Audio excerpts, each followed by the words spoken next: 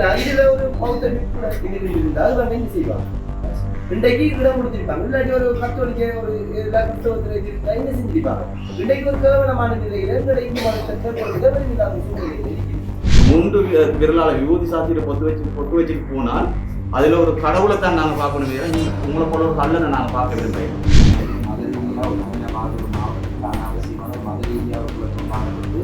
இது ஒரு வழியே அமைப்பு தெரியுது.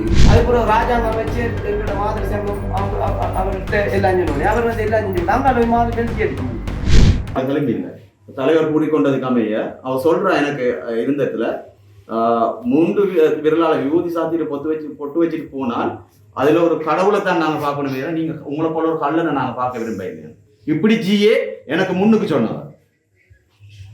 ஸ்போர்ட்ஸ் கிளப் பிரசிடென்ட் இருந்தார், ஆடியன்ஸ் இருந்தார், மற்றது மீனவர் சங்கம் இருந்தது, மற்றது அது சம்பந்தமா எங்கட ஊர் கிராம மக்கள் சார்பில் ஒரு ஆள் வந்திருந்தாங்க. அப்ப இவங்களுக்கு முன்னுக்கு வச்சு ஜிஏ இப்படி சொன்னவன் முற்று முழுதாக அவ எங்களுக்கு கூறினதும் செய்ததும் முழுதும் சதி செயலாகவே நாங்கள் அதை கருதுறோம். அதே நேரத்துல அம்மா வந்து அங்கதான் தீ குளிக்க போறது வருஷம் அப்ப தனிப்பட்ட இது அம்மாவுக்கு தான் இது மற்றவங்க உரிமையே தெரியும் தானே உங்களுக்கு இப்ப என்ன நடந்து கொண்டிருக்கேன்னு சொல்லி ஏதாவது இதோட அதுக்கப்புறம் ராஜாங்க அமைச்சர் எங்களோட மாதிரி சங்கம் அவர்கிட்ட எல்லாம் சொன்னோடனே அவர் வந்து எல்லாம் செஞ்சு விட்டு அங்கே மாதிரி பெல்ட்டி அடிச்சு விட்டுட்டாரு. அப்ப இங்க வந்து எல்லாத்தையும் வாங்கன்னு சொல்லி எங்களையும் குழந்து அவரோட ஒரு சண்டை மூட்டி கொடுக்குற மாதிரி தான் அவரோட செயற்பாடு இருந்தது.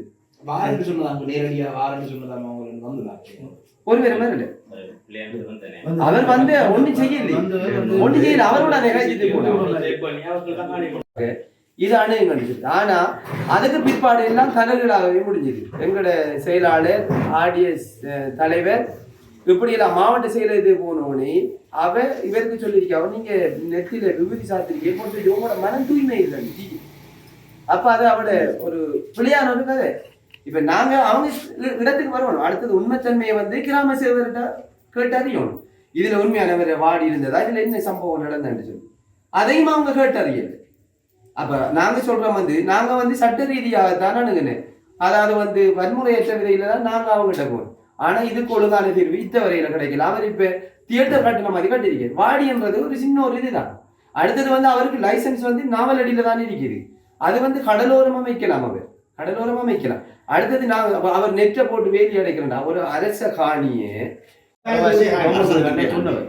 இப்ப அவர் எம்ஜியில் போய் எடுத்து லோன் எடுக்க போறாரு அந்த காணியை வச்சு. அதுவுமே அரச காணி தான்.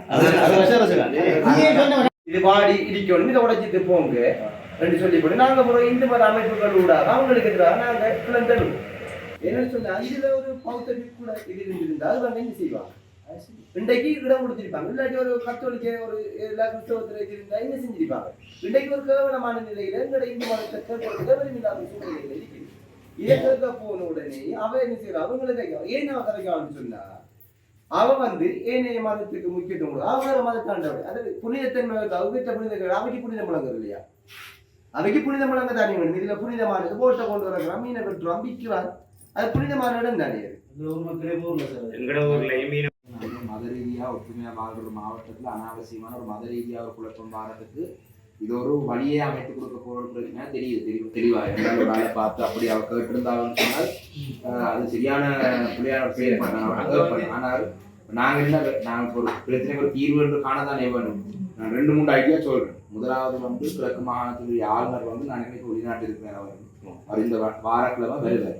நாங்க முதல்ல வந்து நாங்க பிரச்சனையை பெருசாக்கும் போது நாங்க அவர்கிட்ட போய் நேரடியாக கயப்பேன்னா மாகாண ஆணையாளரும் சீஃப் செக்ரட்டரி என்று சொல்ற 2 பேரும் அவருக்கு தான் இயங்குறாங்க.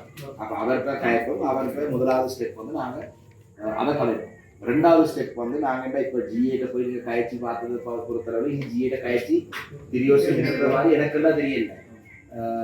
நான் கமிஷன் இருக்க கயச்சி உண்மையான விஷயங்களும் நான் அவர்கள் நிலப்பாடுன்றதை நான் அறிந்திருக்கேன். இது ஜிஏக்கு இதுக்கும் சம்மந்தம் இல்லை. இது கமிஷனரோட காணிக்காண்டி வருது.